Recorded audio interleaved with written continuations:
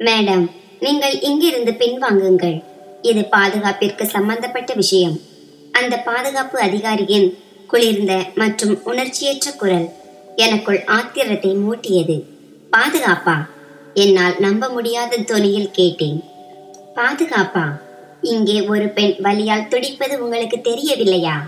இது மனிதாபிமானம் சம்பந்தப்பட்ட விஷயம். ஆனால் அவர் என் பேச்சை காதில் வாங்கிக் கொள்ளாமல் சுற்றியுள்ள கூட்டத்தை கட்டுப்படுத்த தன் சக ஊழியர்களுக்கு சைகை காட்டினார். அது வெறும் கூட்டத்தின் வட்டமல்ல, அது ஒரு மனித உயிர் ஊசலாடி கொண்டிருந்த போது எழுப்பப்பட்ட ஒரு கொடூரமான மனித சுவர். டஜன் கணக்கான மொபைல் போன்களின் பிளாஷ் வெளிச்சம் ஏதோ ஒரு திரைப்பட படப்பிடிப்பு தளம் போல அந்த இடத்தை பிரகாசமாக்கி கொண்டிருந்தது. அந்த திரையில் முதன்மை கதாபாத்திரம் அந்த சிறுவயது பெண்தான். அந்த மினுமினுக்கும் கேலரி தரையில் வலியால் அவள் துடித்துக் கொண்டிருந்தாள். இதெல்லாம் என்ன நடக்கிறது? எனக்குள் இருந்த பத்திரிகையாளரை மிகவும் சிரமப்பட்டு அடக்கிக் கொண்டு கேட்டேன். அந்த அதிகாரி என்னை ஒரு பார்வை பார்த்துவிட்டு, எதுவானாலும் சரி, நீங்கள் இதிலிருந்து தள்ளி இருங்கள் என்றார். அவருடைய குரலில் ஏதோ ஒரு புரியாத ஆபத்து தெரிந்தது. அப்படி என்ன நடந்தது? ஒரு மனித உயிரின் வலியை ஏன் பாதுகாப்பு பிரச்சனையாக மாற்றினார்கள்? நான் மேலும் விவாதிக்காமல் ஒரு சிறிய இடைவெளி வழியாக உள்ளே எட்டி பார்த்தேன். அங்கே நான் பார்த்த காட்சி என் ஆன்மாவையே உள்ளுக்குள் உலுக்கிவிட்டது. அந்த பெண் சாதாரண வலியால் அல்ல, ஒரு உயிருக்கு உயிர் கொடுக்கும் பிரசவ வலியால் துடித்துக் கொண்டிருந்தாள். அதைவிட கொடுமையான விஷயம் என்னவென்றால், அவள் ஏற்கனவே ஒரு சின்னஞ்சிறு உயிரை பெற்றெடுத்திருந்தாள். ஒரு அலறல் என் தொண்டையிலேயே நின்றுவிட்டது. இந்த காட்சி ஏதோ ஒரு கொடூரமான கனவு போல இருந்தது. சற்று நேரம் முன்பு வரை என் உலகில் மகிழ்ச்சியும் சிரிப்பும் நம்பிக்கையும் மட்டுமே இருந்தது. நான் காஜல், ஒரு பத்திரிகையாளர். ஆனால் இன்று வெறும் ஒரு தாயாகவும் மனைவியாகவும் மட்டுமே இருந்தேன். ஒரு வருடத்திற்கு பிறகு என் கணவரை சந்திக்கப் போகும் மகிழ்ச்சி என் ஒவ்வொரு அணுவிலும் நிறைந்திருந்தது. என் 5 வயது மகள் அதிதி என்னுடன் இருந்தாள். அவளுடைய மழலை பேச்சுக்கள் என் பயணத்தை இன்னும் இனிமையாக்கின. அம்மா, அப்பாவை பார்த்ததும் அவர் ஆச்சரியப்படுவார் இல்லையா என்று தன் பொம்மையை கட்டி அணைத்தபடி அவள் கேட்டாள். ஆமாம் செல்லமே, அவர் ரொம்ப ஆச்சரியப்படுவார் என்று அவள் தலைமுடியை கோதியபடி பதிலளித்தேன். விமான நிலையத்தின் ஜொலிக்கும் கேலரி வழியாக நடந்து எங்கள் விமானத்திற்காக காத்திருந்தோம். எங்கும் கொண்டாட்டமான சூழல் நிலவியது. யாரோ ஒருவன் தன் காதலியை சந்திக்க செல்கிறான். யாரோ ஒருவன் தன் அன்புக்குரியவர்களுக்கு விடை கொடுக்கிறான். இந்த மகிழ்ச்சியான சூழலில் சில அடி தூரத்தில் ஒரு சோகமான கதை பிறக்கும் என்று எனக்கு தெரிந்திருக்கவில்லை. அதில் துளியும் மகிழ்ச்சி இல்லை. திடீரென்று ஒரு அலறல் சத்தம் அந்த இடத்தையே உறைய வைத்தது. அது சாதாரண அலறல் அல்ல, அதில் அத்தனை இயலாமையும் வலியும் கலந்திருந்தது. அந்த சத்தத்தை கேட்ட அனைவரும் அந்த திசையை நோக்கி ஓடினர். என் இதயம் இனம் புரியாத பயத்தில் துடித்தது. அதிதி, நீ இங்கேயே இரு, நான் போய் என்னவென்று பார்த்துவிட்டு வருகிறேன் என்று அவளை நாற்காலியில் அமர வைத்துவிட்டு கூட்டம் கூடிக்கொண்டிருந்த திசையை நோக்கி வேகமாக சென்றேன். நான் அங்கு சென்றபோது பாதுகாப்பு அதிகாரிகள் மக்களை பின்னுக்கு தள்ளி கொண்டிருந்தார்கள். என்ன நடந்தது என்று மொபைலில் வீடியோ எடுத்துக் கொண்டிருந்த ஒரு பெண்ணிடம் கேட்டேன். தெரியவில்லை சகோதரி, யாரோ ஒரு பெண் ஏதோ போதை மருந்து எடுத்திருப்பாள் என்று நினைக்கிறேன். இன்றைய தலைமுறையினரை சொல்லவே முடியாது என்று அவர் மிக அலட்சியமாக பதிலளித்தார். இதை கேட்டதும் என் மனம் உடைந்து விட்டது. ஒருவரின் வலியை பற்றி ஏதும் தெரியாமல் எவ்வளவு சுலபமாக விமர்சிக்கிறார்கள். நான் முன்னால் செல்ல முயன்றபோது ஒரு அதிகாரி என்னை தடுத்தார். அவர்தான் நான் வாதம் செய்த அதே அதிகாரி. இப்போது முழு காட்சியும் என் கண்ணெதிரே தெளிவாக தெரிந்தது. அந்த சிறுவயது பெண், அவளுடைய முகம் அப்பாவித்தனமும் வலியும் கலந்த உருவமாக மாறியிருந்தது. இப்போது அவள் மெல்ல மயக்க நிலைக்கு சென்றிருந்தாள். அவளுக்கு அருகில் அந்த பிறந்த குழந்தை மெதுவாக அழுது கொண்டிருந்தது. இந்த உலகிற்கு வந்தவுடனேயே இங்கிருக்கும் கொடூரத்தை அது உணர்ந்து விட்டது போலிருந்தது. என் கோபமும் துக்கமும் எல்லையை தாண்டியது. நான் அந்த அதிகாரியின் கண்களை நேருக்கு நேர் பார்த்து கேட்டேன், நீங்கள் ஏன் இவர்களை மருத்துவமனைக்கு அழைத்து செல்லவில்லை? அவளும் அந்த குழந்தையும் இறந்துவிடக் கூடும். நாங்கள் எங்கள் கடமையை செய்கிறோம், நீங்கள் இடையில் தலையிட வேண்டாம் என்று அவர் கண்டிப்புடன் கூறினார். என்ன கடமையை செய்கிறீர்கள்? வீடியோ எடுப்பவர்களை தடுப்பதற்கு பதிலாக என்னை தடுக்கிறீர்களா? ஒரு பத்திரிகையாளர் என்ற முறையில் இதையெல்லாம் பார்த்து கொண்டு என்னால் அமைதியாக இருக்க முடியவில்லை. என் பத்திரிகையாளர் அடையாள அட்டையை காட்டியது வேலை செய்தது, அல்லது நான் பேசிய விதம் அவரை பணிய வைத்தது. அதே சமயம் மற்றொரு மூத்த அதிகாரி அங்கு வந்தார். அவர் அந்த பெண்ணையும் குழந்தையையும் பார்த்தார். ஆனால் அவரது கண்களில் இரக்கத்திற்கு பதிலாக ஒரு விசித்திரமான பதற்றமும் குளிர்ச்சியும் இருந்தது. அவர் தன் உதவியாளரின் காதில் ஏதோ சொன்னார். அதை கேட்டதும் அந்த இளம் அதிகாரியின் முகம் வெளுத்து போனது. இந்த விஷயம் என் புரிதலுக்கு அப்பாற்பட்டதாக இருந்தது. இது சாதாரணமான ஒன்று அல்ல. இதன் பின்னால் ஏதோ ஒரு ஆழமான மற்றும் திகிலூட்டும் ரகசியம் மறைந்திருந்தது. அதை இவர்கள் மூடி மறைக்க முயன்றனர். அந்த மூத்த அதிகாரி என்னை பார்த்தார்.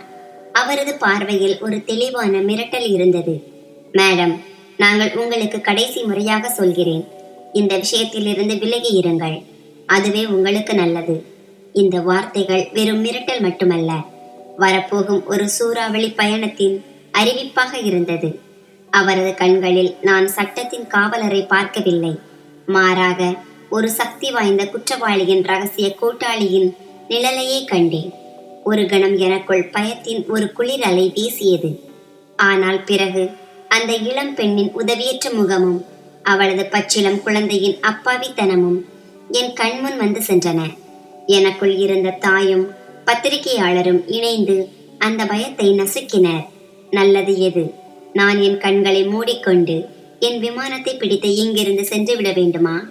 என் கண் முன்னே ஒரு உயிர் வேடிக்கை பொருளாக மாறிய போது என்னால் எதுவும் செய்ய முடியவில்லை என்ற எண்ணத்துடனேயே என் வாழ்நாள் முழுவதும் கழிக்க வேண்டுமா? இல்லை அதிகாரி, என்னால் இதை செய்ய முடியாது. என் குரல் எதிர்பார்த்ததை விட உறக்கமாகவும் தன்னம்பிக்கையுடனும் இருந்தது. அந்த அதிகாரியின் முகத்தில் அதிருப்தி தெரிந்தது. அவர் ஏதோ சொல்ல முற்பட்ட போது லாஞ்சில் ஒரு விசித்திரமான பரபரப்பு ஏற்பட்டது. பாதுகாப்பு படையினர் பயணிகளை அங்கிருந்து அகற்றத் தொடங்கினர். தொழில்நுட்ப கோளாறு காரணமாக வாயில் எண் 4 தற்காலிகமாக மூடப்படுகிறது. பயணிகள் பிரதான லாபியில் காத்திருக்குமாறு கேட்டுக்கொள்ளப்படுகிறார்கள். இந்த அறிவிப்பு ஒரு அப்பட்டமான பொய். அவர்கள் இந்த இடத்தை காலி செய்து கொண்டிருந்தனர். மக்கள் முணுமுணுத்துக் கொண்டே அங்கிருந்து நகர்ந்தனர். சில நிமிடங்களில் அங்கே நானும் அந்த பெண்ணும் அந்த குழந்தையும் ஒரு சில பாதுகாப்பு அதிகாரிகளும் தவிர வேறு யாருமே இல்லை. ஒரு திகிலூட்டும் அமைதி அந்த சூழலை ஆக்கிரமித்தது. நான் என் பையில் இருந்து போனை எடுத்தேன். என் கணவரின் புகைப்படம் திரையில் மின்னிக் கொண்டிருந்தது. ஒரு பக்கம் அவரை சந்திக்க வேண்டும் என்ற தீராத ஆசை, மறுபக்கம் இந்த முழுமையற்ற கதை. நான் திரையை தேய்த்து என் குழந்தனின் எண்ணை அழைத்தேன். ஹலோ அண்ணி, எல்லாம் நலம்தானே? நீங்கள் போர்டிங்குக்கு சென்று விட்டீர்களா? அவர் குரலில் மகிழ்ச்சி இருந்தது. இல்லை தம்பி, ஒரு சிக்கல் ஆகிவிட்டது. என்னால் இந்த விமானத்தில் வர முடியாது. மறுபுறம் ஒரு கணம் அமைதி நிலவியது. என்ன சொல்கிறீர்கள் அண்ணி? என்ன நடந்தது? அதிதி நலமாக இருக்கிறாளா? அவரது குரலில் கவலை தெரிந்தது. அதிதி நன்றாக இருக்கிறாள். நான் அவளை உன்னிடம் அனுப்பி வைக்கிறேன். நீ விமான நிலையத்திற்கு வெளியே எனக்காக காத்திரு. நான் உனக்கு அப்புறம் விளக்குகிறேன். நான் போனை அணைத்தேன். அவர் மேலும் பல கேள்விகளை கேட்பதற்கு முன் நான் என் வாழ்க்கையின் ஒரு மிகப்பெரிய முடிவை எடுத்துவிட்டேன். அதிதியின் அழுகை முகம் என் கண்முன் வந்தது. ஆனால் நான் என் இதயத்தை கல்லாக்கி கொண்டேன். அதற்குள் 2 மருத்துவ உதவியாளர்கள் ஸ்ட்ரெச்சருடன் வந்தனர். ஆனால் ஆச்சரியமாக அவர்கள் எந்த அரசு ஆம்புலன்ஸையும் சேர்ந்தவர்கள் போல தெரியவில்லை. அவர்களின் உடையில் எந்த பெயரும் இல்லை. அவர்கள் வந்த ஆம்புலன்ஸும் அப்பட்டமான வெள்ளை நிறத்தில் இருந்தது. அதில் எந்த லோகோவோ அல்லது மருத்துவமனையின் பெயரோ இல்லை. இதெல்லாம் மிகவும் விசித்திரமாக இருந்தது. அவர்கள் மிக வேகமாக அந்த பெண்ணை ஸ்ட்ரெச்சரில் ஏற்றி குழந்தையை ஒரு போர்ட்டபிள் இன்குபேட்டரில் வைத்தனர். அவர்கள் யாரிடமும் பேசவில்லை. அவர்கள் முகத்தில் எந்த உணர்ச்சியும் இல்லை. தினமும் இது போன்ற வேலைகளை செய்வது போல தோன்றியது. இவரை எந்த மருத்துவமனைக்கு அழைத்து செல்கிறீர்கள் என்று ஒரு உதவியாளரின் முன் சென்று கேட்டேன். அவர் என்னை அலட்சியப்படுத்திவிட்டு முன்னேறி சென்றார். நான் அந்த மூத்த அதிகாரியிடம் சென்றேன். நான் இவருடன் செல்ல வேண்டும். இந்த சம்பவத்திற்கு நான் மட்டுமே சாட்சி. இவர்களை இப்படி தெரியாத ஆட்களுடன் அனுப்ப முடியாது. அந்த அதிகாரி ஒரு கணம் யோசித்தார். நான் அங்கு இருப்பதால் ஊடகங்களில் செய்தி பரவும் அபாயம் குறையும் என்று அவர் நினைத்திருக்கலாம். அவர் தலையசைத்தார். சரி, ஆனால் நீங்கள் மருத்துவமனை வரை மட்டுமே வரலாம். அதன் பிறகு இது எங்கள் விஷயம். நான் அமைதியாக ஆம்புலன்ஸில் ஏறினேன். அதிதியை ஒரு பெண் பாதுகாப்பு அதிகாரியிடம் ஒப்படைத்தேன்.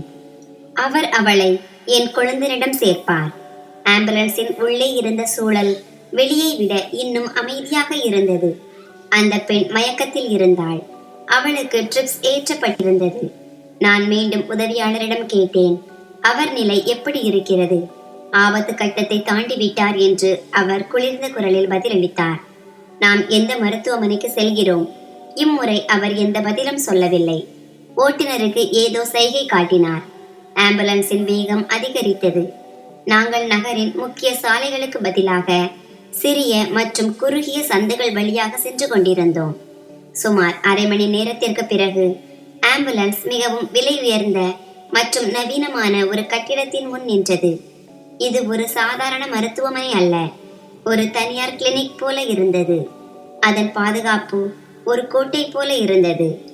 உள்ளே சென்றதும் ஒரு மருத்துவர் எங்களை வரவேற்றார். அவர் சுமார் 40 முதல் 45 வயது மதிக்கத்தக்க ஒரு பெண் மருத்துவர். அவர் முகத்தில் அளவுக்கு அதிகமான கண்டிப்பு இருந்தது. நோயாளி ஐசியூவிற்கு மாற்றுங்கள் உடனே என்று ஊழியர்களுக்கு உத்தரவிட்டு விட்டு என் பக்கம் திரும்பினார். இவரை இங்கு அழைத்து வந்ததற்கு மிக்க நன்றி. இப்போது நீங்கள் கிளம்பலாம். மற்றவற்றை நாங்கள் பார்த்துக் கொள்கிறோம். அவரது தொனி தொழில்முறையாக இருந்தாலும் கடுமையாக இருந்தது. நான் எங்கும் போக மாட்டேன் என்று நான் உறுதியாக கூறினேன். அந்த பெண்ணின் குடும்பத்தினர் யார் என்று தெரியும் வரை அல்லது காவல்துறை தன் வேலையை தொடங்கும் வரை நான் இங்கேயே இருப்பேன். இந்த முழு விவகாரத்தையும் மூடி மறைக்கும் இவர்கள் யார்? டாக்டரின் முகத்தில் ஒரு கணம் பதற்றம் தெரிந்தது. ஆனால் அவர் உடனே தன்னை சமாளித்துக் கொண்டார். பாருங்கள், அவர் குடும்பத்தாருக்கு தகவல் தெரிவிக்கப்பட்டு விட்டது. அவர்கள் வந்து கொண்டிருப்பார்கள். நீங்கள் கவலைப்பட தேவையில்லை. போய் என்று என் குரல் எதிரொலித்தது. விமான நிலையத்தில் அவர் அனாதையாக கிடந்தார்.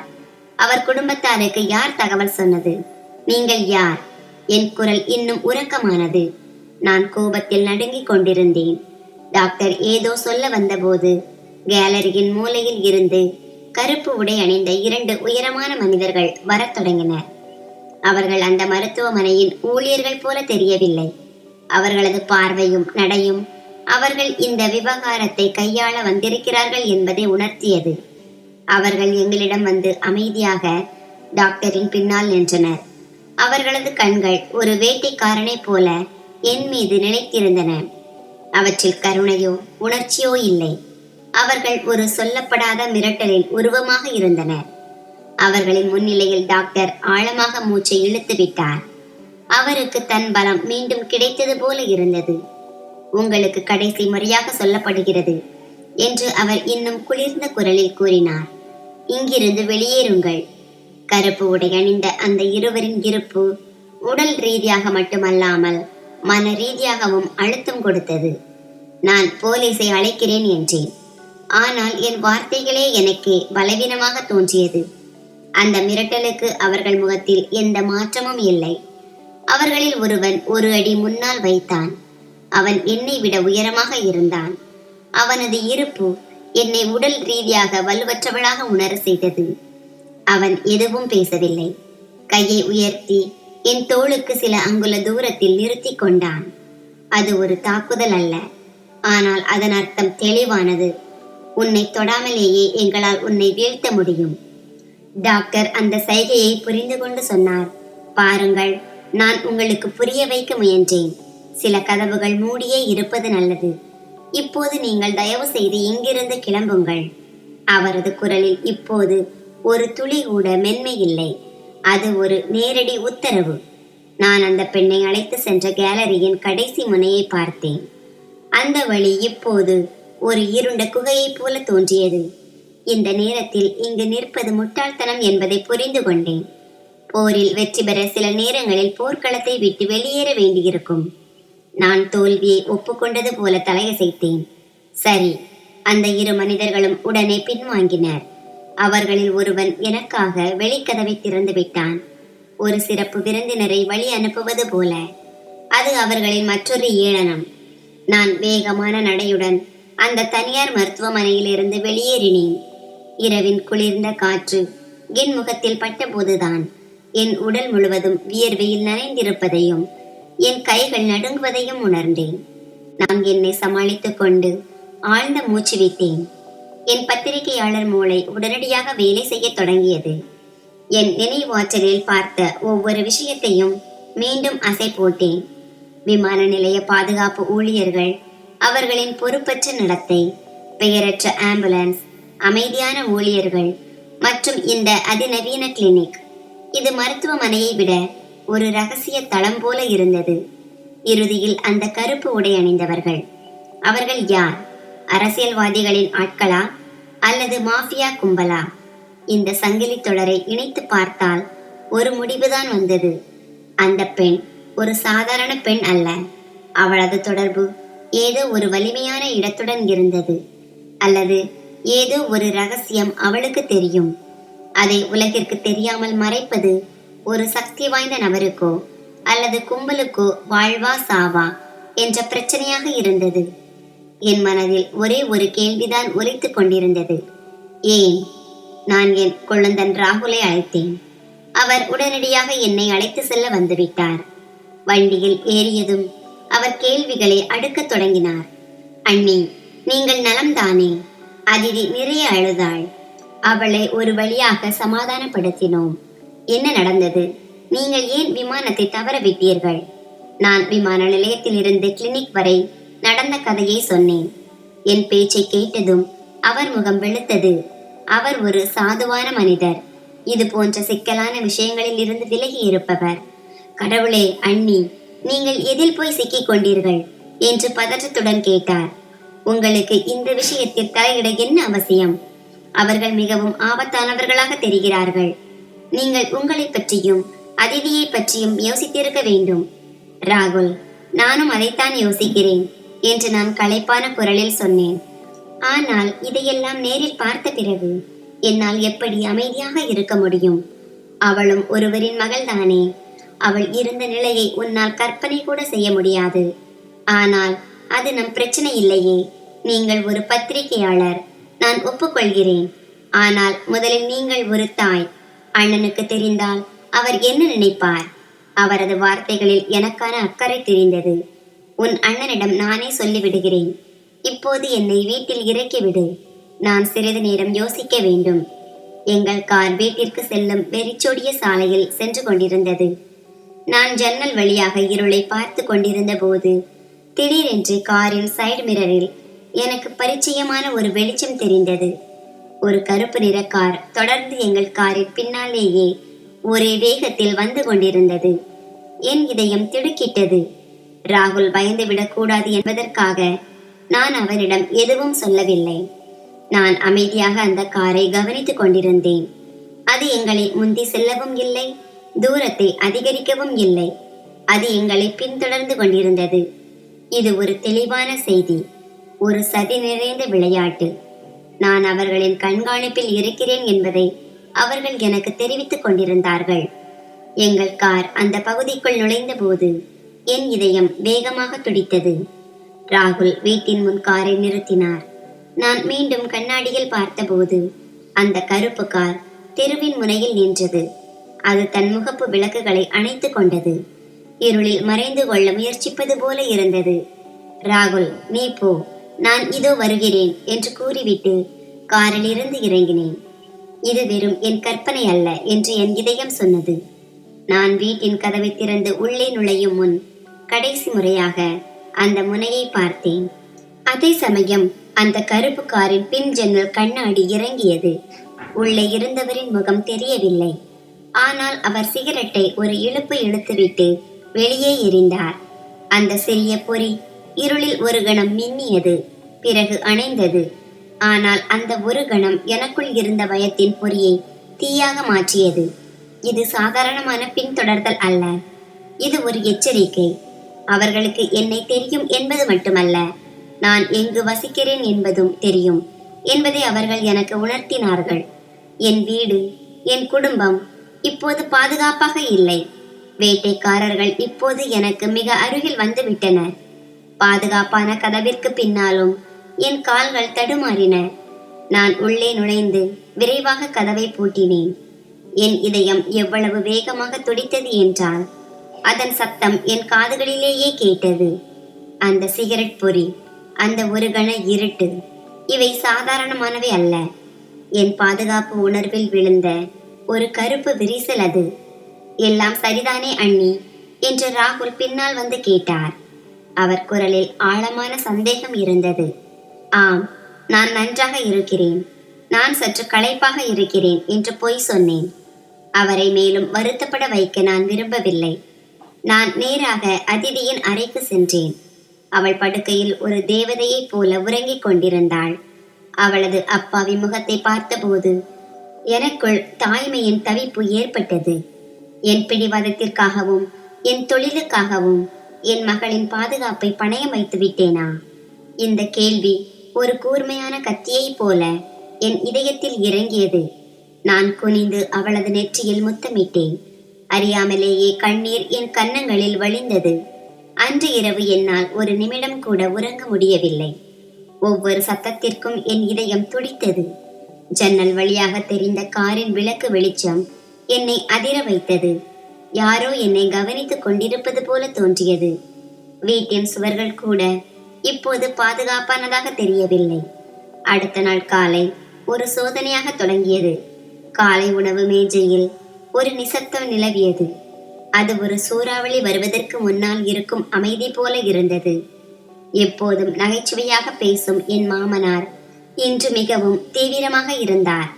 காஜல் மகளே, ராகுல் எங்களிடம் இரவு நடந்த விஷயங்களை பற்றி எல்லாம் சொல்லிவிட்டான் என்று ஒரு வழியாக அந்த அமைதியை உடைத்தார். என் மாமியார் உடனே பேசத் தொடங்கினார். நீ எந்த ஆபத்தை வீட்டிற்கு அழைத்து வந்திருக்கிறாய்? உன்னை பற்றி கவலைப்படாவிட்டாலும் பரவாயில்லை. இந்த சிறு பிள்ளையை பற்றியாவது யோசித்திருக்க வேண்டாமா? உன் கணவர் அங்கே காத்து கொண்டிருக்கிறார். நீ இங்கே தெரியாத சண்டையில் போய் சேருகிறாய். அவர் குரலில் கவலையும் கோபமும் கலந்திருந்தது. அத்தை, இது சாதாரண சண்டை அல்ல, ஒரு பெண்ணின் உயிர் சம்பந்தப்பட்ட விஷயம் என்று நான் துணிச்சலுடன் சொன்னேன். நான் அங்கே என்ன பார்த்தேன் என்று உங்களுக்கு தெரியாது. நீ களைப்பாகவும் பதற்றமாகவும் இருந்ததால் ஒருவேளை அந்த விஷயத்தை பெரிதுபிடித்து பார்க்கிறாய் என்று நினைக்கிறேன் என்று ராகுல் மென்மையாக சொல்ல முயன்றார்.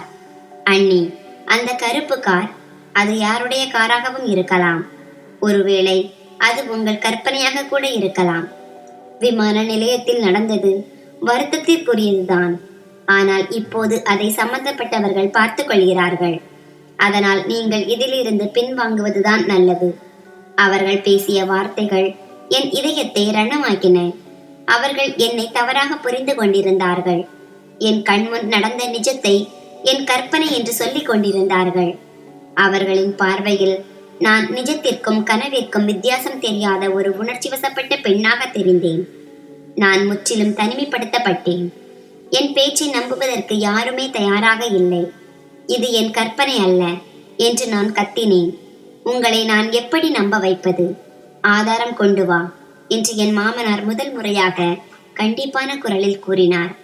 நீ சொல்வது உண்மையாக இருந்தால் அதற்கு ஏதேனும் ஒரு ஆதாரம் இருக்குமே. இந்த ஆதாரம் என்ற வார்த்தை என் மூளையில் சுத்தியலால் அடிப்பது போல ஒலித்தது. அவர் சொல்வது சரிதான். என்னிடம் என் கதையை தவிர வேறு எதுவுமே இல்லை. அதுவும் கதாபாத்திரங்களோ இடமோ எதுவுமே இல்லாத ஒரு கதை. இதை யார் நம்புவார்கள்? நான் மேசையில் இருந்து எழுந்து என் அறைக்கு சென்று கதவை பூட்டிக் கொண்டேன். என் கைகள் நடுங்கின. ஆனால் என் மூளை வேகமாக வேலை செய்தது. எனக்கு ஆதாரம் தேவைப்பட்டது. அவர்களின் கண்களை திறக்கக்கூடிய ஒரு ஆதாரம். நான் என் பத்திரிகையாளர் அட்டையை எடுத்து விமான நிலைய பாதுகாப்பு தலைமையகத்தின் எண்ணை அழைத்தேன். பலமுறை பெல் அடித்த பிறகு மறுமுனையில் ஒருவர் பேசினார். வணக்கம், பாதுகாப்பு அலுவலகம். வணக்கம், நான் பத்திரிகையாளர் காஜல் பேசுகிறேன். நேற்று இரவு சர்வதேச விமான நிலையத்தின் லாஞ்சில் கேட் எண் 4 நடந்த விபத்தை பற்றி எனக்கு சில தகவல்கள் தேவை என்று என் தொழில்முறை துணியை தக்க வைத்துக் கொண்டு கேட்டேன். மறுபுறம் சில நொடிகள் அமைதி நிலவியது. பிறகு கீபோர்டில் டைப் செய்யும் சத்தம் கேட்டது. 1 நிமிடம் மேடம். சில வினாடிகளுக்கு பிறகு அவர் மீண்டும் பேசினார். மேடம், நேற்று கேட் எண் 4 இது போன்ற எந்த ஒரு சம்பவமும் பதிவாகவில்லை. ஆம், ஒரு சிறிய தொழில்நுட்ப கோளாறு காரணமாக அது சிறிது நேரம் மூடப்பட்டது உண்மைதான். ஆனால் மருத்துவ அவசர நிலை குறித்த எந்த ஒரு பதிவும் எங்களிடம் இல்லை. இதை கேட்டதும் என் காலடியில் இருந்த பூமி நழுவுவது போல உணர்ந்தேன். நீங்கள் என்ன சொல்கிறீர்கள்? நானே அங்கு நேரில் இருந்தேன். ஒரு பெண், ஒரு குழந்தை. மன்னிக்கவும் மேடம் என்று அவர் என் பேச்சை பாதியிலேயே தடுத்தார். எங்கள் பதிவேடுகளில் அப்படி எதுவும் இல்லை. ஒருவேளை உங்களுக்கு ஏதேனும் தவறான புரிதல் ஏற்பட்டிருக்கலாம். நான் மேலும் ஏதேனும் சொல்வதற்குள் அவர் இணைப்பை துண்டித்து விட்டார். என் தலை சுற்றியது. இது எப்படி சாத்தியம்? அவர்கள் நடந்த சம்பவத்தையே பதிவேடுகளில் இருந்து அழித்து விட்டார்கள். அது நடக்கவே இல்லை என்பது போல மாற்றிவிட்டார்கள். இப்போது நான் என் குடும்பத்தாரிடம் என்ன சொல்வேன்? அவர்கள் ஏற்கனவே என்னை சந்தேகப்படுகிறார்கள். இப்போது என்னை ஒரு மனநோயாளி என்றே நினைப்பார்கள். என் கை கால்கள் சில்லிட்டு போயின. உண்மையில் இதையெல்லாம் நான் கற்பனைதான் செய்தேனா? எனக்கு பைத்தியம் பிடிக்கிறதா? இல்லை என்று என்னை நானே தேற்றிக்கொண்டேன். நான் என் கண்களால் பார்த்தேன். நான் மட்டுமல்ல, அங்கே டஜன் கணக்கான மக்கள் இருந்தார்கள். அவர்கள் தங்கள் மொபைலில் அனைத்தையும் படம் பிடித்தார்கள். ஆதாரம். எனக்கு அந்த வீடியோ தேவை. நான் உடனே என் லேப்டாப்பை திறந்தேன்.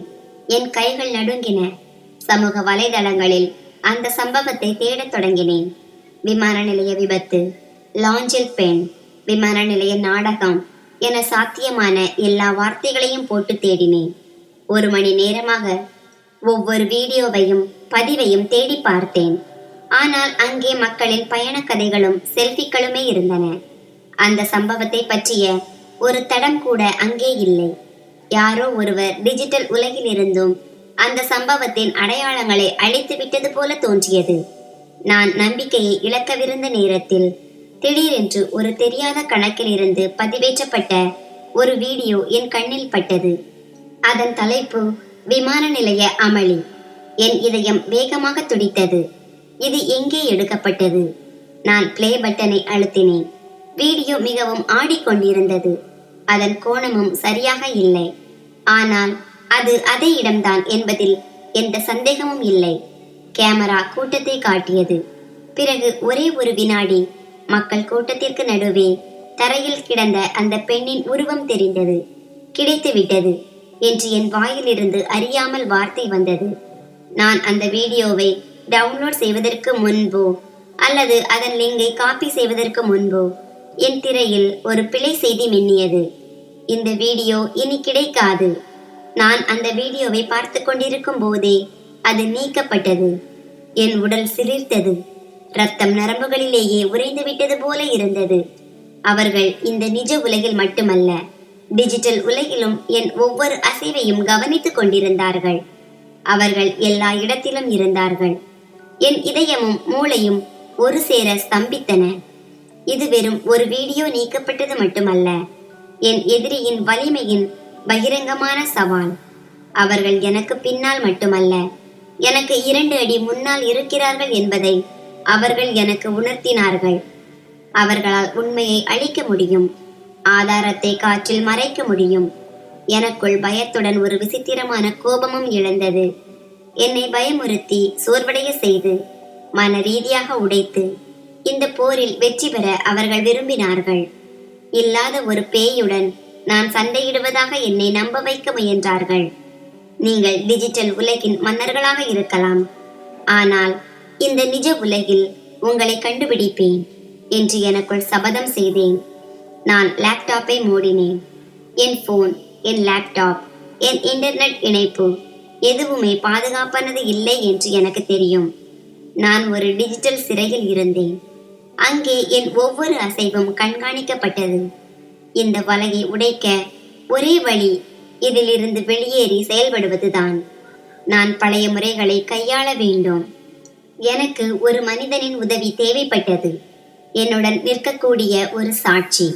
ஆனால் அந்த முகம் தெரியாத கூட்டத்திலிருந்து ஒருவரை நான் எப்படி தேடுவது? என் பத்திரிகையாளர் மூளை விழித்துக் கொண்டது. அவர்கள் விமான நிலையத்தில் இருந்தவர்கள். அவர்கள் பயணிகள். அந்த சமயத்தில் கேட் எண் 4க்கு அருகில் எந்தெந்த விமானங்களுக்கு போர்டிங் நடந்து கொண்டிருந்தது என்று தெரிந்தால் ஒருவேளை என்னால் ஏதேனும் ஒரு பயணியை தொடர்பு கொள்ள முடியும். இது மிகவும் கடினமான வேலை, ஆனால் முடியாதது அல்ல. மீண்டும் விமான நிலையத்திற்கு செல்வதோ அல்லது அங்கு போன் செய்வதோ தற்கொலைக்கு சமம். எனக்கு உள்ளே இருக்கும் ஒருவரின் உதவி தேவைப்பட்டது. நான் என் போன் புக்கை ஆராய்ந்து ஒரு பழைய நண்பனின் எண்ணை தேடினேன். சமீர். அவன் ஒரு தனியார் ஏர்லைன்ஸில் வேலை செய்கிறான். சில ஆண்டுகளுக்கு முன்பு நாங்கள் ஒரு ப்ராஜெக்டில் இணைந்து பணியாற்றி இருந்தோம். என் போனில் இருந்து அழைப்பதற்கு பதிலாக ராகுலின் போனில் இருந்து அழைத்தேன். ஒருவேளை இந்த எண் இன்னும் அவர்கள் கண்காணிப்பில் இருக்காது என்று நினைத்தேன். ஹலோ. சமீரின் தெரிந்த குரல் கேட்டது. சமீர், நான் காஜல் பேசுகிறேன். காஜல், நீ எப்படி இருக்கிறாய்? நீ வெளிநாடு செல்வதாக கேள்விப்பட்டேனே, எல்லாம் நலம்தானே? அவனது குரலில் ஆச்சரியமும் மகிழ்ச்சியும் இருந்தது. ஆமாம், நான் நன்றாக இருக்கிறேன் சமீர். கேள், எனக்கு உன்னிடமிருந்து ஒரு மிக முக்கியமான மற்றும் ரகசிய உதவி தேவை. இது நம் இருவருக்குள் மட்டுமே இருக்க வேண்டும். என் குரலின் தீவிரத்தை அவன் உடனடியாக உணர்ந்தான். என்ன நடந்தது காஜல்? ஏதேனும் பிரச்சனையா? என்னால் உனக்கு எல்லாவற்றையும் சொல்ல முடியாது. நான் ஒரு மிக முக்கியமான வழக்கில் பணியாற்றி வருகிறேன் என்று மட்டும் புரிந்து கொள். எனக்கு நேற்று முன்தினம் இரவு, அதாவது ஜனவரி 12ஆம் தேதி இரவு 8 மணி முதல் 10 மணி வரை சென்னை சர்வதேச விமான நிலையத்தில் இருந்து புறப்பட்ட அனைத்து விமானங்களின் பயணிகளின் பட்டியல் தேவை. குறிப்பாக கேட் எண் 1 முதல் 5 வரை இருந்தவர்கள். மறுபுறம் பலத்த அமைதி நிலவியது. நான் அவனை ஒரு சட்டவிரோதமான வேலையை செய்ய சொல்கிறேன் என்று எனக்கு தெரியும். காஜல், இது சாத்தியமில்லை. இது நிறுவனத்தின் கொள்கைகளுக்கு முற்றிலும் எதிரானது என்று அவன் தயக்கத்துடன் கூறினான். எனக்கு தெரியும் சமீர், அதனால்தான் உனக்கு அழைத்தேன். தயவு செய்து செய். இது எனக்கு வாழ்வா சாவா போராட்டம். நான் ஒரு உயிரை காப்பாற்ற முயற்சி செய்கிறேன். உனக்கு எந்த ஆபத்தும் வராமல் நான் பார்த்து கொள்கிறேன். சமீர் ஒரு மிக சிறந்த மனிதன். அவன் சிறிது நேரம் அமைதியாக இருந்தான். ஒருவேளை தனக்கு வரப்போகும் ஆபத்திற்கும் நட்பிற்கும் இடையே போராடி கொண்டிருந்தான் போலும். இறுதியில் அவன் ஆழமாக மூச்சு விட்டான். சரி காஜல், உனது நட்பிற்காக மட்டும் இந்த பட்டியலை அனுப்புகிறேன். ஆனால் இதற்கு பிறகு உன்னை எனக்கு தெரியாது, என்னை உனக்கு தெரியாது. இது வெளியே தெரிந்தால் என் வேலை போய்விடும். உனது இந்த உதவியை நான் ஒருபோதும் மறக்க மாட்டேன் சமீர் என்று நன்றி கலந்த குரலில் கூறிவிட்டு இணைப்பை துண்டித்தேன். சுமார் 1 மணி நேரத்திற்கு பிறகு ராகுலின் போனிற்கு ஒரு தெரியாத எண்ணிலிருந்து குறுஞ்செய்தி வந்தது. அதில் 3 விமானங்களின் பட்டியல் இருந்தது. 1 துபாய், 1 லண்டன் மற்றும் 1 கோலாலம்பூர் செல்லும் விமானங்கள். இது என் முதல் வெற்றி. என்னிடம் இப்போது முதல் ஆதார சங்கிலி இருந்தது. இனி அடுத்த கட்டம் இந்த விமான பயணிகளை தொடர்பு கொள்ள முயற்சிப்பது. ஆனால் இந்த வேலையை நான் வீட்டிலிருந்து செய்ய முடியாது. அவர்கள் கண்ணில் படாமல் வேலை செய்ய எனக்கு ஒரு இடம் தேவைப்பட்டது. நான் திரைக்கு பின்னால் சென்றேன். தெரு வெறிச்சோடி இருந்தது. ஆனால் அவர்கள் என்னை கவனித்துக் கொண்டிருக்கிறார்கள் என்று எனக்கு தெரியும். நான் உடனடியாக என் முகத்தை துப்பட்டாவால் மூடிக்கொண்டேன். அதிதியை அத்தையிடம் விட்டுவிட்டு ராகுலிடம் கூட சொல்லாமல் வீட்டிலிருந்து வெளியேறினேன். நான் ஒரு ரிக்ஷாவை பிடித்து நகரத்தின் மறுமுனையில் உள்ள ஒரு குறுகிய சந்திற்குள் நுழைந்தேன். ஒரு சிறிய இன்டர்நெட் கஃபேயிற்கு சென்றேன். அங்கே பல இளைஞர்கள் கம்ப்யூட்டர் திரையில் மூழ்கி கேம் விளையாடுவதிலும் சினிமா பார்ப்பதிலும் மும்முரமாக இருந்தார்கள். அந்த சத்தத்திற்கும் கூட்டத்திற்கும் நடுவில் நான் பாதுகாப்பாக இருப்பேன் என்று நினைத்தேன். நான் ஒரு மூலையில் இருந்த கம்ப்யூட்டரை தேர்ந்தெடுத்து ஒரு புதிய போலி மின்னஞ்சல் கணக்கை உருவாக்கினேன். ஏர்லைன்ஸ் இணையதளம் மற்றும் சமூக ஊடகங்களில் பயணிகளை பற்றிய சில தகவல்களை தேட முயன்றேன். இது இருட்டில் அம்பெய்தும் கதையாக இருந்தது. ஆனால் எனக்கு வேறு வழி இல்லை. நான் என் வேலையில் எவ்வளவு மூழ்கி இருந்தேன் என்றால் நேரம் போவதே தெரியவில்லை. திடீரென்று எனது புதிய மின்னஞ்சல் கணக்கிற்கு ஒரு மின்னஞ்சல் வந்தது. நான் ஆச்சரியப்பட்டேன். ஏனென்றால் இந்த மின்னஞ்சல் முகவரியை நான் சில நிமிடங்களுக்கு முன்புதான் உருவாக்கி இருந்தேன். யாருக்கும் கொடுக்கவும் இல்லை. அதன் சப்ஜெக்ட் காலியாக இருந்தது மற்றும் அனுப்பியவரின் பெயர் விசித்திரமான சொற்களால் ஆனது. என் இதயம் வேகமாக துடிக்கத் தொடங்கியது. நான் பயந்து கொண்டே மின்னஞ்சலை திறந்தேன். அதில் ஒன்றும் எழுதப்படவில்லை. வெறும் ஒரு புகைப்படம் மட்டுமே இருந்தது. அந்த புகைப்படம் இதே இன்டர்நெட் கஃபேயில் எடுக்கப்பட்டது. அதில் கணினி திரைக்கு முன்னால் நான் அமர்ந்திருந்தேன்.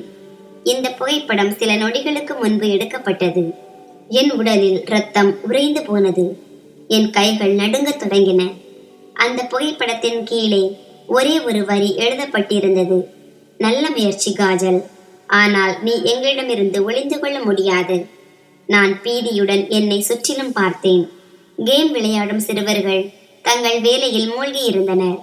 கவுண்டரில் இருந்த நபர் போனில் பிஸியாக இருந்தார். யாரும் என்னை பார்க்கவில்லை. ஆனால் அவர்களில் யாரோ அல்லது சுவரில் இருந்த கேமராவோ என்னை பார்த்து கொண்டிருந்தது. எனது பாதுகாப்பான இடமும் ஒரு வலையாக மாறியிருந்தது. நான் எங்கும் தப்பி ஓட முடியாது. அவர்கள் என்னை 4 பக்கங்களில் இருந்தும் சூழ்ந்திருந்தனர். இன்டர்நெட் கஃபேயின் சிசிடிவி கேமரா மூலம் அனுப்பப்பட்ட அந்த புகைப்படமும் அந்த வரியும் வெறும் மிரட்டல் அல்ல, அது ஒரு போர் பிரகடனம். எனக்கு பாதுகாப்பான இடம் எதுவுமே இல்லை என்பதை என் கண்ணுக்கு தெரியாத எதிரிகள் எனக்கு தெரியப்படுத்தி விட்டனர். நான் எங்கு சென்றாலும் அவர்களின் கண்கள் என்னை பின்தொடரும். நான் பதற்றத்துடன் கஃபேயை விட்டு வெளியே வந்தேன். ஆனால் என் மூளை மரத்து போயிருந்தது. நான் ரிக்ஷா எடுப்பதற்கு பதிலாக நடந்தே செல்லத் தொடங்கினேன். மக்கள் கூட்டம் நிறைந்த சாலைகளிலும் குறுகிய சந்துகளிலும் என்னை தொலைக்க முயன்றேன். ஆனால் இப்போது எனக்கு ஒவ்வொரு நபர் மீதும் சந்தேகம் வந்தது. போனில் பேசிக்கொண்டிருக்கும் ஒவ்வொரு வழிப்போக்கன், ஒவ்வொரு கடையிலும் இருக்கும் பாதுகாப்பு கேமரா, ஒவ்வொரு மொட்டை மாடியிலும் தெரியும் நிழல், எல்லாமே எனக்கு சந்தேகமாக தெரிந்தது. இந்த முழு நகரமும் ஒரு பெரிய வலை போலவும் நான் அதில் சிக்கிய ஒரு பலவீனமான ஈ போலவும் உணர்ந்தேன். அவர்கள் என் மனதோடு விளையாடி கொண்டிருந்தனர். பயத்திற்கும் யதார்த்தத்திற்கும் இடையிலான மெல்லிய கோட்டில் என்னை ஓட நிர்பந்தித்தனர். நான் நடுங்கும் கால்களுடன் வீடு திரும்பிய போது வாசலில் ராகுலும் என் மாமனாரும் கவலையுடன் நின்று கொண்டிருந்தனர். அவர்களின் முகத்தில் பீதி தெரிந்தது. என்னை பார்த்ததும் ராகுல் என்னிடம் ஓடி வந்தான். அண்ணி, நீங்கள் எங்கே இருந்தீர்கள்? நாங்கள் அனைவரும் எவ்வளவு கவலைப்பட்டோம் தெரியுமா? நான் என் தோழி ஒருவரை பார்க்க சென்றேன் என்று நான் ஒரு பலவீனமான பொய்யை சொன்னேன். தோழியா?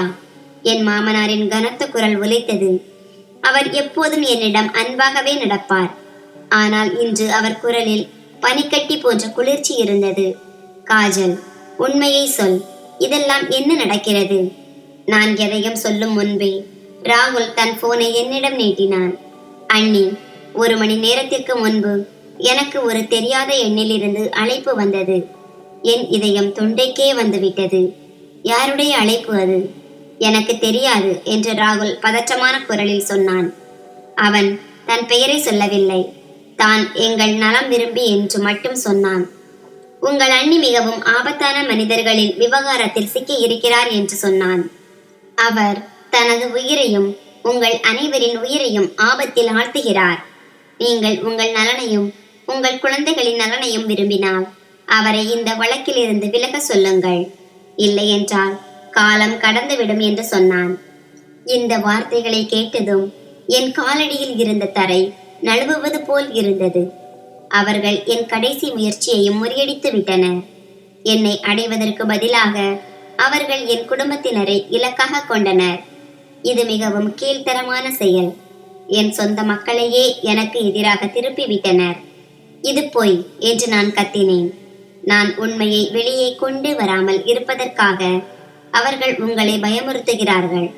ஒருவேளை இது உண்மையாக இருந்தால், என் மாமியார் அழுது கொண்டே கேட்டார், உன்னால் அதிதிக்கு ஏதாவது நேர்ந்தால் நாங்கள் என்ன செய்வோம்? அதிதிக்கு ஒன்றும் ஆகாது என்று நான் கெஞ்சினேன். தயவு செய்து என்னை நம்புங்கள். அவர்கள் குற்றவாளிகள்.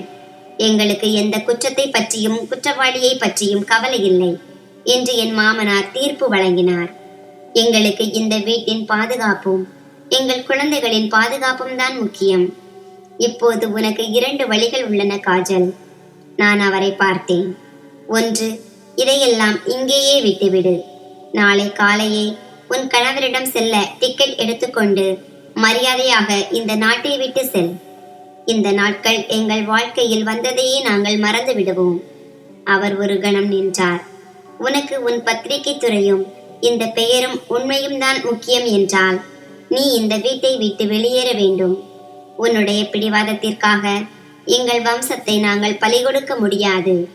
முடிவு உன்னுடையது. இது ஒரு இறுதி எச்சரிக்கை. நான் யாருக்காக எல்லாவற்றையும் செய்தேனோ அந்த என் சொந்தங்களே இப்போது என்னையும் என் மகளையும் ஒரு அச்சுறுத்தலாக கருதினர். என் உலகம் இருண்டு போனது. நான் எதுவும் பேசாமல் என் அறைக்குள் சென்று கதவை மூடிக்கொண்டேன். படுக்கையில் விழுந்து கதறி அழுதேன். நான் எல்லா பக்கங்களில் இருந்தும் தோற்றுவிட்டேன். என் எதிரி வென்று விட்டான். நீண்ட நேரம் அழுத பிறகு என் கண்ணீர் காய்ந்தபோது என் உள்ளத்தில் ஒரு புதிய முடிவு பிறந்தது. நான் இன்று பின்வாங்கினால் அந்த பெண் மற்றும் அவளை போன்ற எத்தனையோ பேர் எப்போதும் இருளில் மூழ்கி விடுவார்கள். வழக்கம் போல் செல்வாக்குள்ள குற்றவாளிகள் சட்டத்தையும் மனித நேயத்தையும் கேலி செய்து கொண்டே இருப்பார்கள். என்னால் தோல்வியை ஒப்புக்கொள்ள முடியாது. ஆனால் என் குடும்பத்தினரை ஆபத்தில் தள்ளவும் முடியாது. என் மாமனார் சொன்னது சரிதான்.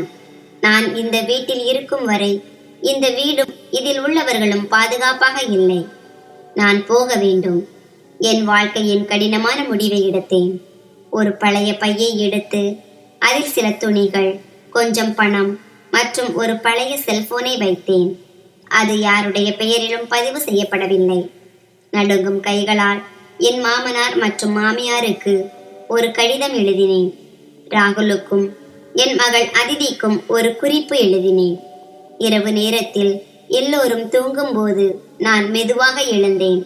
கடைசி முறையாக என் மகளின் முகத்தை பார்த்து முத்தமிட்டு கனத்த இதயத்துடன் வீட்டை விட்டு வெளியே வந்தேன். யார் கண்ணிலும் படாமல் வீட்டின் கதவை திறந்து வெளியே வந்தேன். தெருவில் மையான அமைதி நிலவியது. நான் எங்கே போகிறேன் என்று எனக்கே தெரியவில்லை. நான் ஒரு கண்ணுக்கு தெரியாத எதிரியிடம் இருந்து தப்பி ஓடிக்கொண்டிருந்தேன். இப்போது நான் காஜல் இல்லை, வெறும் நிழல் மட்டுமே. பேருந்து நிலையத்தில் கூட்டத்தோடு கூட்டமாக இரவு முழுவதையும் கழித்தேன். அங்கு எனக்கு முதல் முறையாக பாதுகாப்பு உணர்வு கிடைத்தது. ஏனென்றால் அங்கே நான் ஒரு அடையாளம் தெரியாத முகம் மட்டுமே. காலையில் எழுந்தவுடன் என் தோற்றத்தை மாற்றிக்கொண்டேன். ஒரு பழைய சந்தையில் கருப்பு நிற துணியை வாங்கி போர்த்தி கொண்டேன். என் அடையாள அட்டைகளை குப்பை தொட்டியில் வீசினேன். காஜலின் கடைசி அடையாளமும் அழிந்து விட்டது. இப்போது என் இலக்கு அந்த சிறுமியின் முகம்தான். அவள் ஒரு ஏழை பகுதியை சேர்ந்தவளாகத்தான் இருக்க வேண்டும். என் திட்டம் ஆபத்தானது. நான் ஒரு சமூக பணியாளர் போல நடித்து அந்த ஏழை குடியிருப்புகளில் தேட ஆரம்பித்தேன். முதல் 2 நாட்கள் நரகமாக இருந்தது. யாரும் என்னை நம்பவில்லை. ஒவ்வொரு கதவும் எனக்கு மறுப்பையே பதிலாக தந்தது. பணம் தீர்ந்து கொண்டிருந்தது.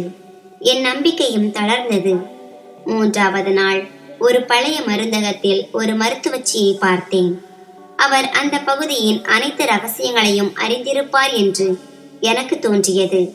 நான் உள்ளே சென்று, நாங்கள் காணாமல் போன ஒரு சிறுமியை தேடுகிறோம், அவளுக்கு உதவி தேவை என்று கூறினேன். அவர் முதலில் அலட்சியமாக இருந்தார். ஆனால் அந்த பெண்ணின் உயிருக்கு ஆபத்து என்று சொன்னபோது அவர் முகம் மாறியது. அவர் கேட்டார், நீ சொல்லும் அந்த பெண்ணின் பெயர் மீரா இல்லையே? என் இதயம் வேகமாக துடித்தது. ஆமம்மா, அவளை தெரியுமா என்று கேட்டேன். அவர் பெருமூச்சு விட்டு அந்த பழைய கல்லூரியின் அருகே உள்ள ஒரு வீட்டை பற்றி சொன்னார். ஆனால் அங்கு செல்ல வேண்டாம் என்று எச்சரித்தார். நான் அவருக்கு நன்றி சொல்லிவிட்டு அந்த பழைய சிதிலமடைந்த கட்டிடத்தை நோக்கி நடந்தேன். கடைசியில் அந்த வீட்டை அடைந்து கதவை தட்டினேன். ஒரு பெண் கதவை திறந்தாள். அவளுடைய கண்கள் அழுது அழுது வீங்கி போயிருந்தன. அவள் முகத்தில் உலகத்தின் மொத்த பயமும் தெரிந்தது. இது அதே முகம்தான்.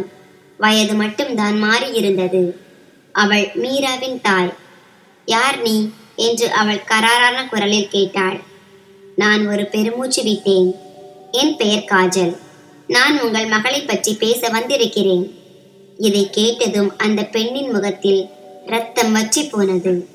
பயத்தில் அவள் பின்வாங்க முயன்றாள். ஆனால் அவள் கதவை மூடுவதற்கு முன்பே வீட்டிற்குள் இருந்து ஒரு நிழல் தெரிந்தது. அந்த நிழல் மெதுவாக வெளிச்சத்திற்கு வந்தது. அவர் விலை உயர்ந்த சூட் அணிந்திருந்தார். அவர் முகத்தில் ஒரு குளிர்ந்த வெற்றி புன்னகை இருந்தது. அந்த பாழடைந்த கிளினிக்கில் நான் சந்தித்த அதே நபர்தான் அவர். ஒரு வேட்டைக்காரன் வலையில் சிக்கிய இரையை பார்ப்பது போல அவர் என்னை பார்த்தார். உண்மையில் அது ஒரு வார்த்தை அல்ல, என் தோல்வியின் பிரகடனம்.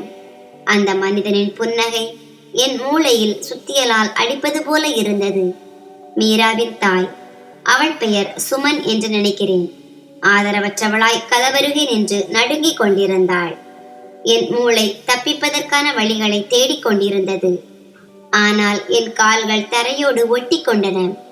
உள்ளே வா காஜல், உனக்காகத்தான் காத்திருந்தேன் என்று அந்த நபர் மிகவும் நிதானமான ஆனால் கட்டளையிடும் தொனியில் கூறினார். அவர் எனக்கு உள்ளே வர வழிவிட்டார். அந்த அறை முழுவதும் வறுமையும் இயலாமையும் பரவியிருந்தது. உடைந்த நாற்காலி, பழைய கயிறுகட்டில் மற்றும் சுவர்களில் படர்ந்திருந்த விரக்தி. அந்த சூழல் அந்த நபரின் விலை உயர்ந்த சூட் மற்றும் மின்னும் காலணிகளோடு ஒரு விசித்திரமான முரண்பாட்டை காட்டியது. நீ என்ன நினைத்தாய் என்று அவர் கேலியான புன்னகையுடன் கேட்டார். ஒரு ஓடி வந்தவளாக நீ எங்களிடமிருந்து ஒளிந்து கொள்வாய் என்று நினைத்தாயா? உனது ஒவ்வொரு அடியையும் நாங்கள் கவனித்துக் கொண்டிருந்தோம். நாங்கள் நினைத்திருந்தால் உன்னை நகரத்திற்கு வெளியிலேயே பிடித்திருக்க முடியும்.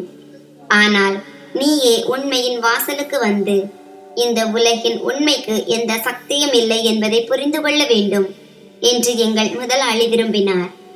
அவர் சுவரை ஒட்டி நின்றிருந்த சுமனை பார்த்தார். சுமன், நம் விருந்தினருக்கு டீ கொடு. உன் கதையை இவளிடம் சொல். உன் அப்பாவி மகள் எப்படி இந்த நரகத்திற்கு வந்தாள் என்று ஆரம்பத்திலிருந்தே சொல். சுமன் பயத்துடன் அவரை பார்த்தாள். அவள் கண்களில் கெஞ்சல் இருந்தது. ஆனால் அந்த கருப்பு சூட் அணிந்த மனிதனின் கண்கள் கல்லை போல இருந்தன. சுமன் நடுங்கும் கைகளால் அடுப்பில் பாத்திரத்தை வைத்தாள்.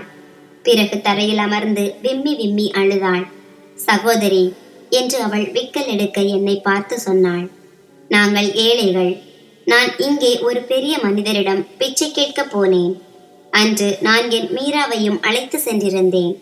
அவள் மிகவும் அப்பாவி, உலகம் தெரியாதவள். அவள் குரல் உடைந்தது. அந்த நபரின் பார்வை என் மகள் மீது விழுந்ததும் அவனது எண்ணம் மாறியது. அவன் எனக்கு இரட்டிப்பு பணம் தருவதாக கூறி மகளை சிறிது நேரம் மாளிகையிலேயே விட்டு செல்ல சொன்னான். அவள் ஒரு கணம் நிறுத்தினாள். அந்த பயங்கரமான நாளை மீண்டும் வாழ்வது போல. நான் பணத்தை அவன் முகத்தில் எரிந்துவிட்டு மகளை அழைத்து கொண்டு செல்ல முயன்றேன். ஆனால் அவனது காவலர்கள் என்னை வாசலிலேயே தடுத்தனர்.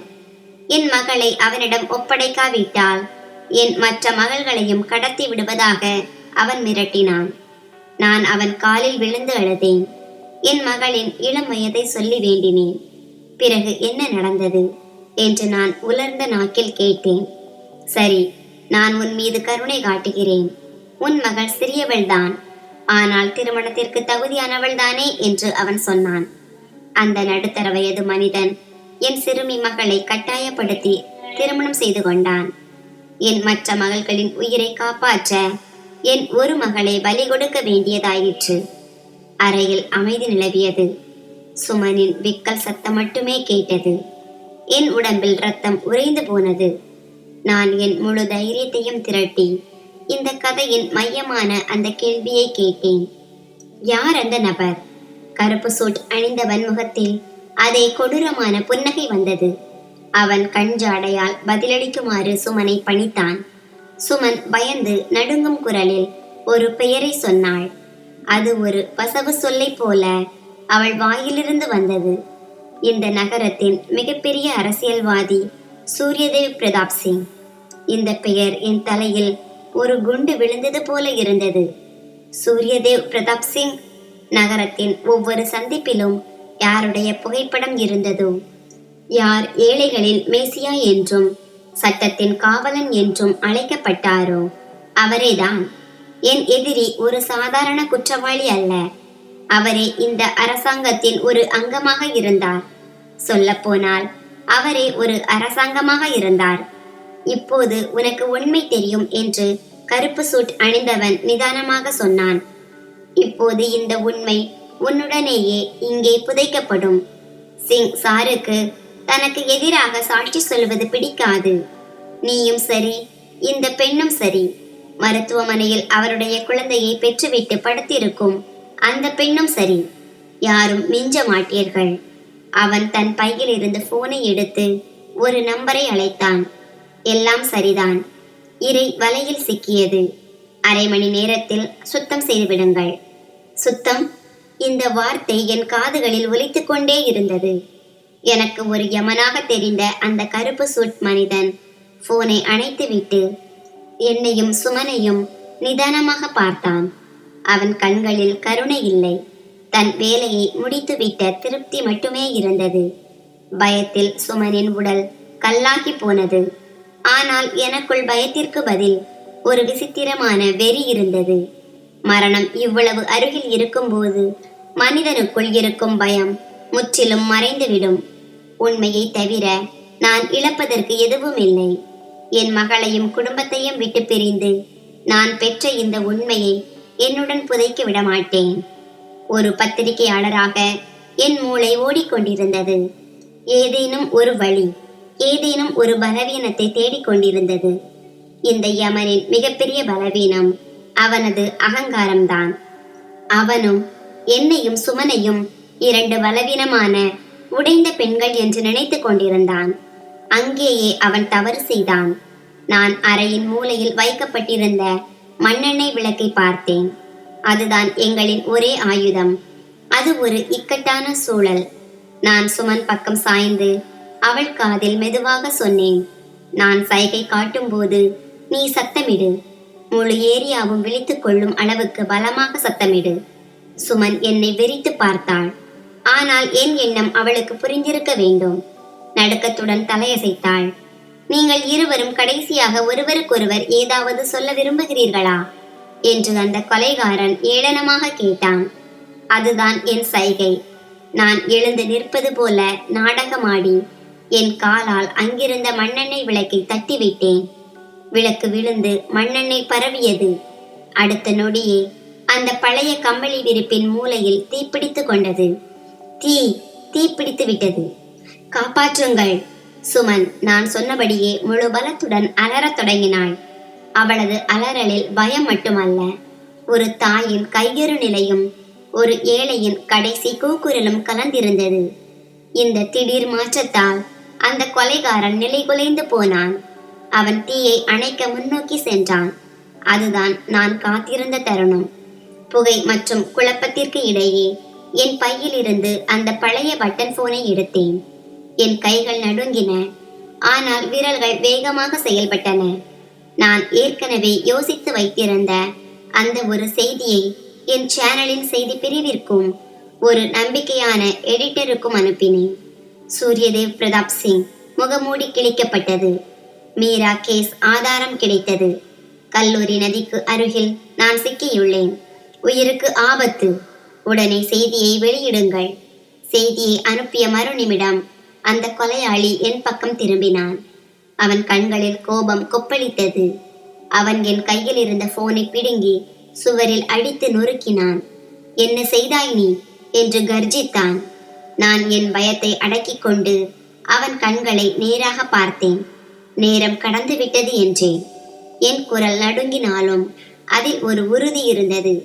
என்னை நீ கொன்று விடலாம், ஆனால் உண்மையை அழிக்க முடியாது.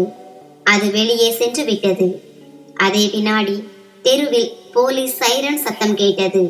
சுமனின் அலறலும் புகையும் வேலை செய்திருந்தது. அக்கம் பக்கத்தினர் போலீஸை அழைத்திருந்தனர். கொலையாளியின் முகத்தில் ஒரு நிமிடம் கவலை ரேகைகள் ஓடின. ஆனால் அவன் மீண்டும் சிரித்தான். உன் யமனையே நீ கூப்பிட்டு விட்டாய். இவர்கள் என் ஆட்கள்தான்.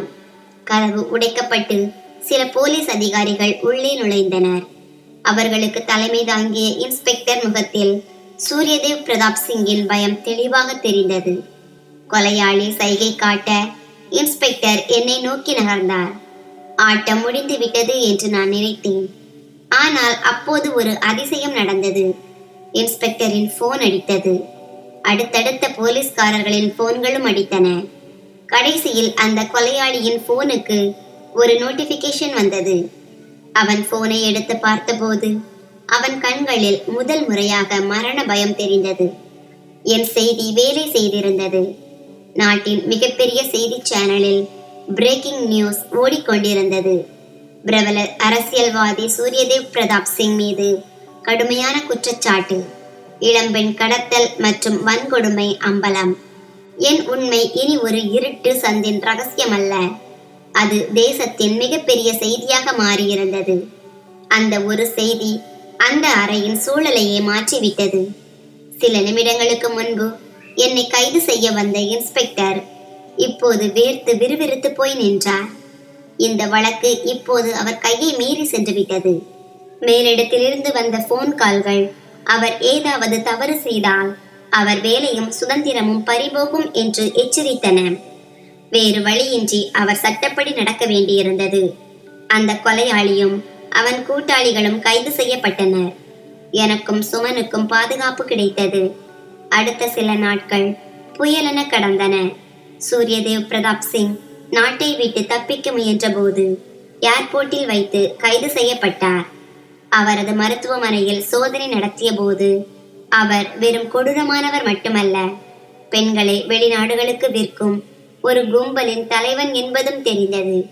மீராவை போல எத்தனையோ அப்பாவி உயிர்கள் அவனது இச்சைக்கு பலியாகி இருந்தனர். மீடியா மற்றும் பொதுமக்களின் அழுத்தத்திற்கு முன்னால் அரசாங்கமும் சட்டமும் அடிபணிய வேண்டியிருந்தது. நான் வீட்டிற்கு திரும்பிய போது என் குடும்பத்தினர் கண்களில் கண்ணீரும் பெருமையும் இருந்தது. அவர்கள் என்னிடம் மன்னிப்பு கேட்டனர். என் கணவர் போனில் சொன்னார், உன்னை பார்த்து பெருமைப்படுகிறேன் காஜல். யாராலும் செய்ய முடியாததை நீ செய்திருக்கிறாய். நான் மருத்துவமனையில் மீராவை சந்தித்த அந்த நாள்தான் என் உண்மையான வெற்றி. அவள் உடல்நிலை தேறியிருந்தாலும் மனதளவில் ஆழமான காயங்கள் இருந்தன. மரணநல மருத்துவர்கள் அவளுக்கு உதவி கொண்டிருந்தனர். தனக்கு இழைக்கப்பட்ட அநீதியின் அடையாளமாக இருந்த அந்த குழந்தையை வளர்க்க அவள் மறுத்துவிட்டாள். அந்த முடிவு வேதனையாக இருந்தாலும் என்னால் அவளை புரிந்து கொள்ள முடிந்தது. இந்த விபத்து நடந்து 6 மாதங்கள் ஆகிவிட்டன. இப்போது நான் என் வீட்டு தோட்டத்தில் அமர்ந்திருக்கிறேன். கையில் லேப்டாப். அருகில் என் மகள் அதிதி விளையாடி கொண்டிருக்கிறாள். அருகில் ஒரு தொட்டிலில் நான் தத்தெடுத்த அந்த குழந்தை நிம்மதியாக உறங்கிக் கொண்டிருக்கிறது. அவனுக்கு நான் சங்கல்ப் என்று பெயரிட்டிருக்கிறேன். ஒரு உயிருக்காக போராடி கொண்டிருந்த போது வீடியோ எடுத்துக்கொண்டிருந்த அந்த ஏர்போர்ட் காட்சியிலிருந்து என் கதையை தொடங்கினேன். நம் சமூகம் இப்போது வேடிக்கை பார்ப்பவர்களாக மாறிவிட்டது. மற்றவர்களின் வலியை திரையில் வைரலாக்கி லைக்குகளை பெற்று ஒரே இரவில் பிரபலமாக நினைக்கிறார்கள். ஆனால் இதே சமூகத்தில் உண்மையின் வலிமையும் இருக்கிறது. ஒரு தனி மனிதனின் குரல் உண்மையாக இருந்தால் அது மொத்த அமைப்பையே உலுக்க முடியும் என்பதை நான் கற்றுக்கொண்டேன். சூரியதேவ் பிரதாப் சிங்கும் அவனது கூட்டாளிகளும் இன்று சிறையில் தங்கள் முடிவுக்காக காத்திருக்கிறார்கள். மீராவும் சுமனும் ஒரு புதிய நகரத்தில் புதிய வாழ்க்கையை தொடங்கியுள்ளனர். என் பயணம் ஒரு ஏர்போர்ட் அலறலில் தொடங்கியது. ஆனால் ஒரு குழந்தையின் அமைதியான உறக்கத்தில் முடிகிறது. நம்மால் எல்லா தீமைகளையும் அழித்துவிட முடியாது. ஆனால் ஒரு அப்பாவியை காப்பாற்றினாலும் ஒரு உண்மையை வெளிக்கொண்டு வந்தாலும் மனிதநேயம் வாழும். அந்த மனிதநேயத்தை காக்க என் போர் என்றும் தொடரும். நண்பர்களே, இந்த கதை உங்களுக்கு எப்படி இருந்தது என்று கருத்து தெரிவிக்கவும். கதை பிடித்திருந்தால் அதை விரும்பி உங்கள் நண்பர்களுடன் பகிர்ந்து கொள்ளுங்கள். இது போன்ற புதிய சுவாரஸ்யமான கதைகளுக்கு எங்கள் சேனலை சப்ஸ்கிரைப் செய்யுங்கள்.